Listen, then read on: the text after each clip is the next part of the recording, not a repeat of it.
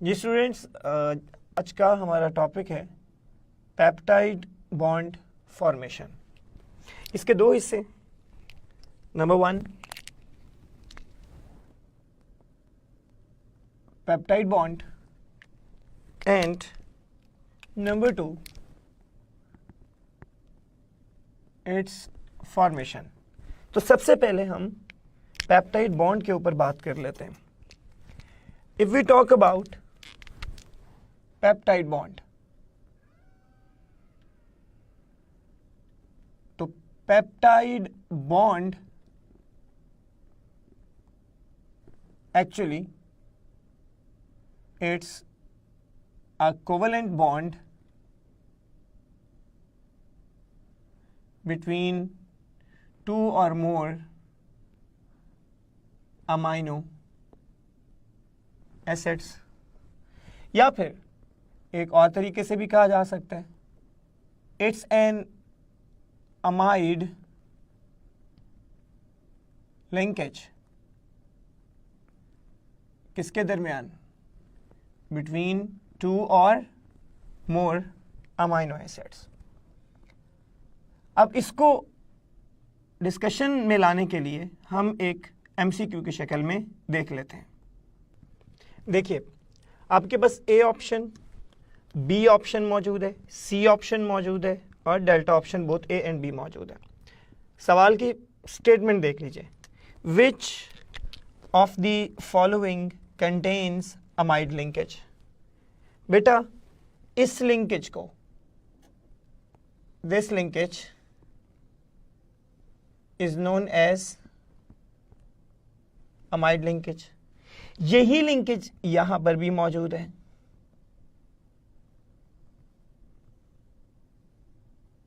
लेकिन यह linkage Charlie में मौजूद नहीं है। तो क्या आंसर बनेगा आपका? Both A and B will be your answer. तो क्या आंसर बनेगा? Your answer will be delta option. अब नेक्स्ट क्वेश्चन को देख लीजिए, नेक्स्ट स्टेटमेंट को देखिए, which of the following contains peptide linkage. अब peptide linkage C double bond O NH linkage अगर दो अमाइनो एसिड्स में हो तो इस अमाइड लिंकेज को क्या कहा जाता है? पेप्टाइड बॉन्ड कहा जाता है। अमाइड लिंकेज यहां पर भी मौजूद है, लेकिन ये दोनों अमाइनो एसिड्स नहीं है। ये बेसिकली क्या है? इट इज एडिपिक एसिड का पोर्शन है। और अगर हम इस पोर्शन की बात करें, यहां पर अगर NH2 लिखा हुआ हो कंडेंसेशन से पहले और CH2 होल 6 NH2 लिखा हो, तो ये बेटा हेक्सा मिथाइलिन डाई अमाइन है। इसकी अगर हम बात करें, COOH लिखा हुआ हो यहां पर, तो बेटा दिस वन इज एलानीन। और अगर हम इसकी बात करें तो दिस वन इज ग्लाइसिन। अब ए ऑप्शन में भी CONH लिंकेज मौजूद है और बीटा ऑप्शन में भी CONH लिंकेज मौजूद है। दोनों में अमाइड लिंकेज मौजूद है, लेकिन अमाइड लिंकेज जो कि दो अमाइनो एसिड्स में होगी उसे क्या कहा जाएगा? पेप्टाइड बॉन्ड या पेप्टाइड लिंकेज का नाम दिया जाएगा। तो क्या आंसर बनेगा? Your answer will be alpha option. Peptide linkage alpha will be your answer. देखिएगा नेक्स्ट वन, अगला सवाल देखें, which of the following contains ester linkage. तो COOC लिंकेज क्या कहलाती है? एस्टर लिंकेज कहलाती है। So this linkage COOC linkage will be known as ester linkage. तो आपका क्या आंसर बनेगा इस लिहाज से अगर देखा जाए? तो your answer will B Charlie. Next statement को देखिए, द अमाइड लिंकेज जो कि यहां पर भी है और यहां पर भी है, अल्फा में भी है और बीटा में भी है। The amide linkage found in dash is not considered as peptide linkage. Beta के अंदर जो अमाइड लिंकेज है इसको हम पेप्टाइड लिंकेज नहीं कहते। अमाइड लिंकेज को पेप्टाइड लिंकेज सिर्फ तभी कहते हैं जब वो कोई से दो अमाइनो एसिड्स के दरमियान में हो, जैसा कि एलानीन और ग्लाइसिन में मौजूद है। इस चीज को ध्यान में रखें। तो इस लिहाज से आपका क्या आंसर बनेगा, beta will be your answer. तो इस तरह से आप पेप्टाइड बॉन्ड के हवाले से ये चीज़ें जहन में रख सकते हैं और ये मुख्तलिफ 4 MCQs के ऊपर बात कर सकते हैं। अब जो नेक्स्ट हमारा जो टॉपिक का हिस्सा है वो क्या है, फॉर्मेशन। तो पेप्टाइड बॉन्ड की फॉर्मेशन के ऊपर हम बात करेंगे। अब हमारे टॉपिक का दूसरा हिस्सा जो है वो पेप्टाइड बॉन्ड की फॉर्मेशन है। तो हम यहां पर लिख लेते हैं फॉर्मेशन ऑफ पेप्टाइड बॉन्ड और you can call it peptide linkage. हम इसके ऊपर बात कर लेते हैं। अब पेप्टाइड लिंकेज में क्या क्या चीज इन्वॉल्व है, दिस इज वेरी इंपॉर्टेंट, वो जरा देख लीजिएगा। नंबर 1, पेप्टाइड बॉन्ड की फॉर्मेशन डिहाइड्रेशन है। नंबर 2, ये कंडेंसेशन एलिमिनेशन रिएक्शन है। Number 3, involves COOH and NH2 groups. Number 4, involves CO cleavage in carboxyl group and NH cleavage in amino group। मैं इस क्लीवेज को यहां से मेंशन कर देता हूं like this, CO cleavage in carboxyl group and NH linkage in amino group। तो ये which of the following is true regarding formation of peptide bond? तो बेटा आपका आंसर क्या बनेगा? For example if I am writing this is an option A, this is an option B, this is an option C, तो आपका क्या answer बनेगा? Which of the following is true regarding formation of peptide bond? तो आपका answer क्या बनेगा? A B C, यानी कि ऑल बनेगा। आप इसको सी कह के ऑल कह दें, आप उसको सी कह के ऑल कह दें, कोई सी 3 ऑप्शन सेलेक्ट कर लें और उसमें एंड पे आप ऑल ऑफ दीज लिख दीजिए, तो क्या आंसर बनेगा? Delta option all of these. अब फॉर्मेशन ऑफ पेप्टाइड बॉन्ड को जरा हम देख लेते हैं। तो देखिएगा पेप्टाइड बॉन्ड की फॉर्मेशन के हवाले से। अब पेप्टाइड बॉन्ड की फॉर्मेशन के लिए ये एक अमाइनो एसिड दिया हुआ है और एक ये अमाइनो एसिड दिया हुआ है। इस अमाइनो एसिड का नाम है एलानीन, जो कि पहले मेंशन्ड है, और इस अमाइनो एसिड का नाम है बेटा ग्लाइसिन, जो कि मैंने यहां पर भी मेंशन किया हुआ है। मैंने वही 2 अमाइनो एसिड्स यूज किए। जैसा कि ये ऊपर बात हो चुकी हुई कि it involve COOH group and NH2 group, तो यहां से ये COOH ग्रुप है और यहां से क्या है? NH2 ग्रुप शामिल है। और दूसरा पॉइंट क्या लिखा हुआ है? इन्वॉल्व CO क्लीवेज, तो CO क्लीवेज होगी, एन इन्वॉल्व NH क्लीवेज, तो NH क्लीवेज होगी। अब इसको थोड़ा समझ लीजिए। ये ग्लाइसिन के अमाइनो ग्रुप के नाइट्रोजन के ऊपर क्या मौजूद है? लॉन पेयर मौजूद है। और एलानीन के कार्बोक्सिल ग्रुप के कार्बोनाइल कार्बन के ऊपर क्या चार्ज है? Partial positive. मैं मैकेनिज्म नहीं बता रहा, जस्ट ब्रीफ आपको समझाने की कोशिश कर रहा हूं। तो ये लॉन पेयर इस कार्बोनाइल कार्बन पर अटैक करता है। आप इसको समझने के लिए 1 कह दीजिए। नतीजा ये होगा कि नाइट्रोजन के ऊपर पॉजिटिव चार्ज आ जाएगा क्योंकि उसका लॉन पेयर यूज हुआ है, और कार्बन के नंबर ऑफ बॉन्ड्स 4 से 5 हो जाएंगे। तो फिर यहां से कौन सी क्लीवेज होगी? This one is CO cleavage. आप इसको स्टेप 2 के समझ लीजिए। और यहाँ पर चूंकि पॉजिटिव चार्ज आ चुका है, जैसा कि मैंने पहले कहा, तो इस पॉजिटिव चार्ज को ख़त्म करने के लिए ये वाला हाइड्रोजन यहाँ से एलिमिनेट हुआ। तो ज़रा नोटिस करें, NH क्लीवेज और यहाँ से कौन सी क्लीवेज, CO क्लीवेज। तो इसको आप समझने के लिए क्या कह दीजिए, स्टेप 3 कह दीजिए। तो देखा जाए तो बेटा ये देखिएगा यहाँ से क्या हो रहा है, वाटर का रिमूवल हो रहा होगा, जो कि हमने यहाँ पर कि क्या कहा हुआ है, डिहाइड्रेशन होगी, और उसके नतीजे में कार्बोनाइल कार्बन और नाइट्रोजन के दरमियान क्या बन जाएगा, बॉन्ड बन जाएगा, और उसे क्या कहा जाएगा, पेप्टाइड बॉन्ड। तो देखिएगा ज़रा प्लीज़, यानी कि इसके नतीजे में you will be having like this, मैं स्ट्रक्चर ड्रॉ कर रहा हूँ,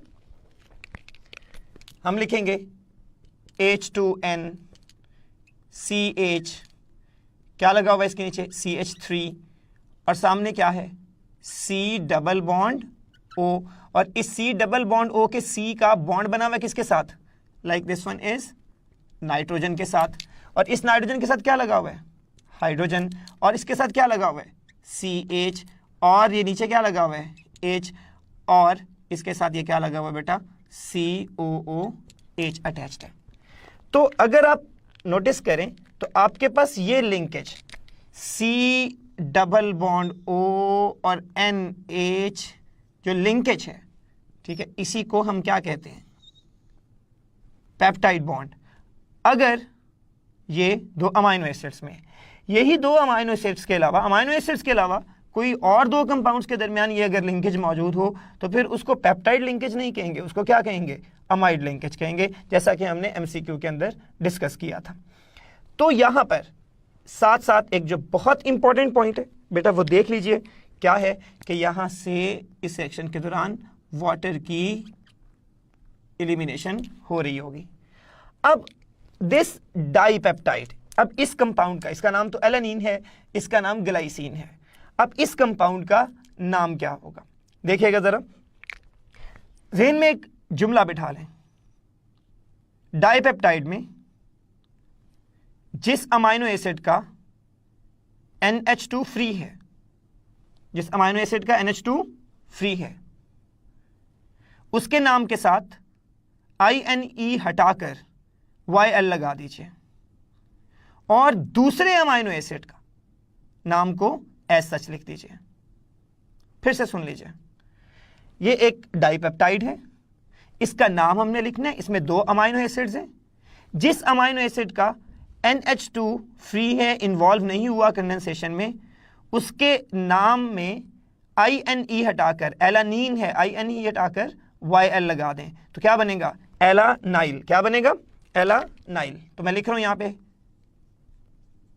एलानाइल, और जो दूसरा है अमाइनो एसिड उसके नाम को एज सच लिख दीजिए, एलानाइल ग्लाइसिन, ये इसका नाम होगा।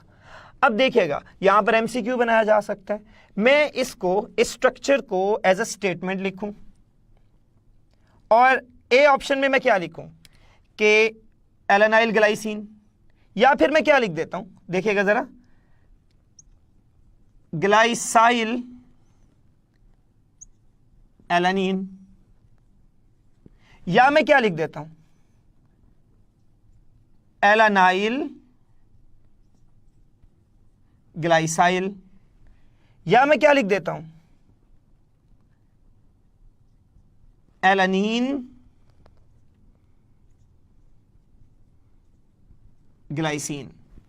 अब जहन में बिठा लें, आपका आंसर तो क्या है, आपका आंसर है एलानाइल ग्लाइसिन है।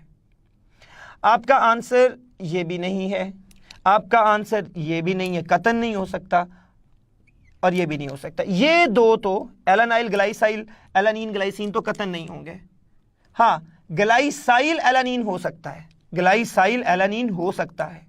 कैसे, मैं यहां पर गौर से देखिएगा, मैं यहां पर क्या लिख दूं, फॉर एग्जाम्पल मैं यहां पर लिख देता हूं H, मैं यहां पर क्या लिख देता हूं H, तो ये क्या बन जाएगा, ग्लाइसिन, इसका NH2 क्या होगा, फ्री होगा, तो क्या कहलाएगा, ग्लाइसाइल कहलाएगा। और यहां पर मैं क्या लिख देता हूं CH3, तो ये क्या बन जाएगा, एलानीन, तो फिर उसका नाम एज सच लिखा जाएगा। तो ग्लाइसाइल एलानीन आंसर हो सकता है अगर मैं यहां पर ग्लाइसिन लिखूं और यहां पर क्या लिखूं, एलानीन लिखूं। तो 2 MCQs तो आपके यहां पर भी बन सकते हैं। तो इस तरह से डाइपेप्टाइड है, इस तरह tripeptide, 3 amino acid, 4 amino acids के हवाले से भी ये बात की जा सकती है। स्टूडेंट्स अब टेबुलर फॉर्म में देखिएगा, आपके पास नंबर ऑफ अमाइनो एसिड्स 2 हैं, तो आपके पास क्या बनेगा, डाइपेप्टाइड। और जब डाइपेप्टाइड बनेगा तो इसके साथ एक वाटर का मॉलिक्यूल बनेगा। और पेप्टाइड बॉन्ड्स कितने होंगे, एक पेप्टाइड बॉन्ड होगा, जैसे कि यहां पर मौजूद है। डाइपेप्टाइड में एक पेप्टाइड बॉन्ड होता है, 2 अमाइनो एसिड्स होते हैं। अब अगर आपके पास 3 अमाइनो एसिड्स हैं जिनको कंडेंस कर रहे हैं आप, तो इसका नाम क्या होगा, ट्राइपेप्टाइड। और कितने वाटर एलिमिनेट होंगे, जितने अमाइनो एसिड होंगे उससे एक कम वाटर एलिमिनेट होगा। और पेप्टाइड लिंकेजेस भी total number of amino acid से एक कम होंगे। और अगर आपके पास n अमाइनो एसिड्स हैं तो इसके नतीजे में या तो आपके पास पॉलीपेप्टाइड बनेगा या फिर आपके पास क्या बनेगी,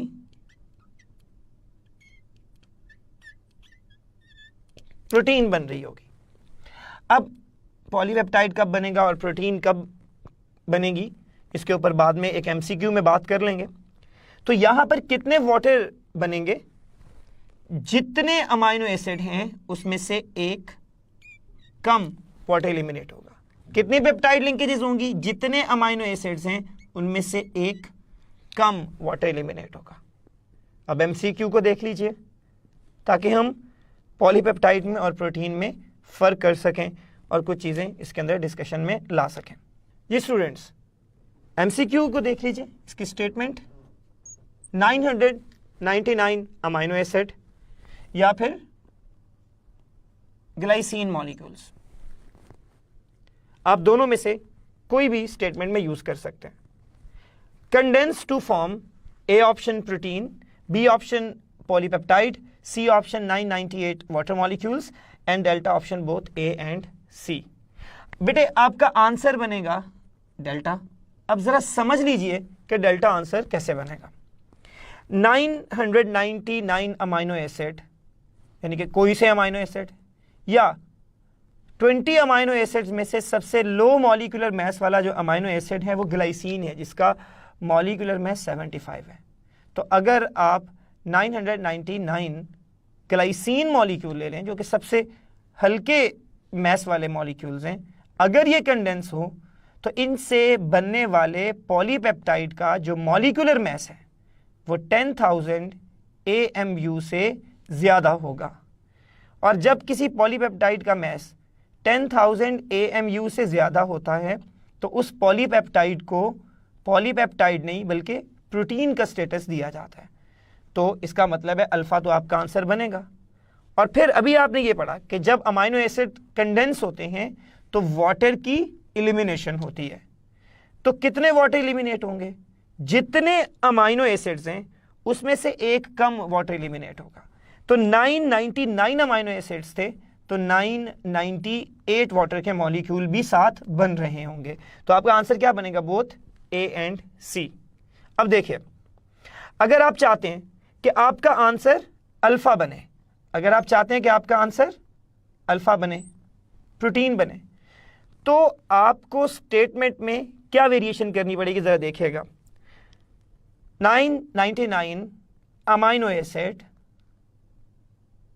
glycine molecule condense to form a polymer, condense to form a polymer. तो आपको क्या लिखना पड़ेगा, अ पॉलीमर।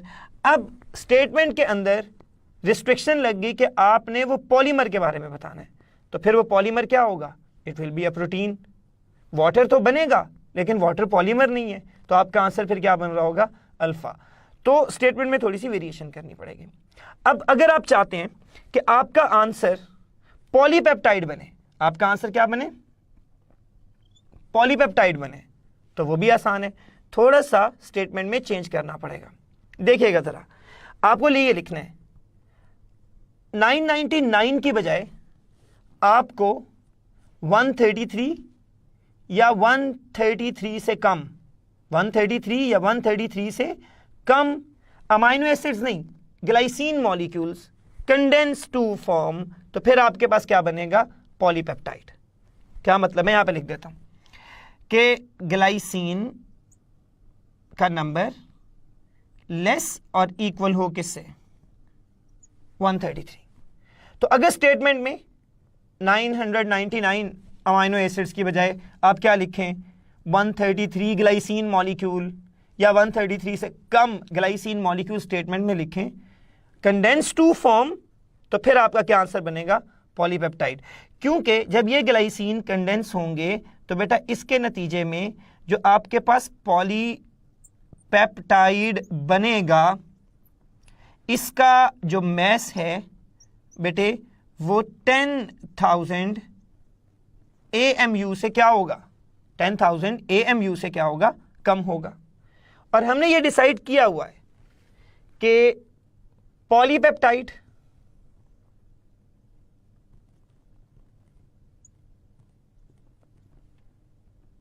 जिसका मैस इक्वल और ग्रेटर देन 10,000 AMU है, तो हम उसको पॉलीपेप्टाइड नहीं कहेंगे, बल्कि क्या कहेंगे, प्रोटीन कह रहे हो।